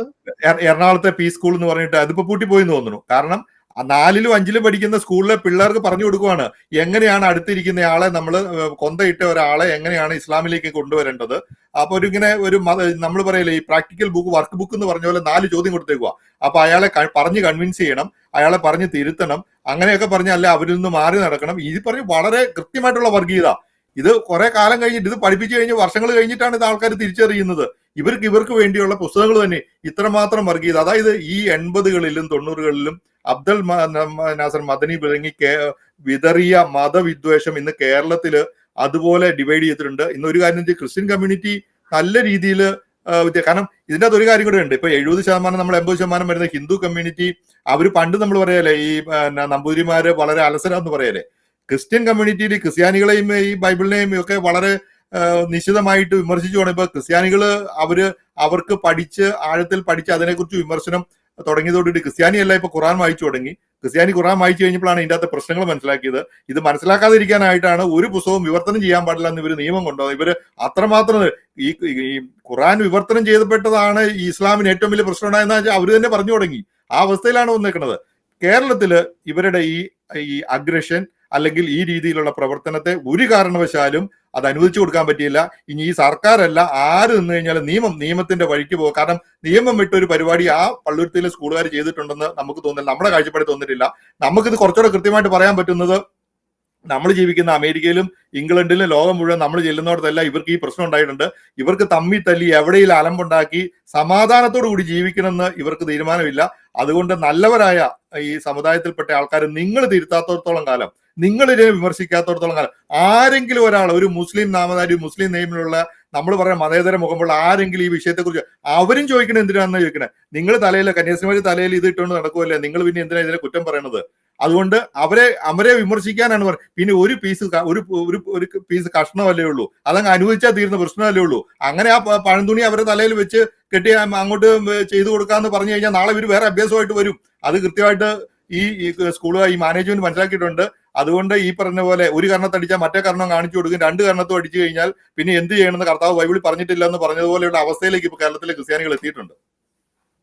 എന്തായാലും ഒരു വശത്തെ ക്ലാസ് മുറിയിൽ അച്ചടക്കവും സമത്വവും നിലനിർത്തുന്നതിന് ഒരു യൂണിഫോം ആവശ്യമാണെന്ന് സ്കൂളുകാർ, അതായത് മാനേജ്മെന്റ് ആവശ്യപ്പെടുമ്പോൾ, മറുവശത്ത് മതപരമായ വസ്ത്രധാരണം നിരോധിക്കുന്നത് മതസ്വാതന്ത്ര്യത്തിനും ആവിഷ്കാര സ്വാതന്ത്ര്യത്തിനുമുള്ള മൗലിക അവകാശത്തെ ലംഘിക്കുന്നു എന്ന് ഒരു കൂട്ടം വാദിക്കുന്നു.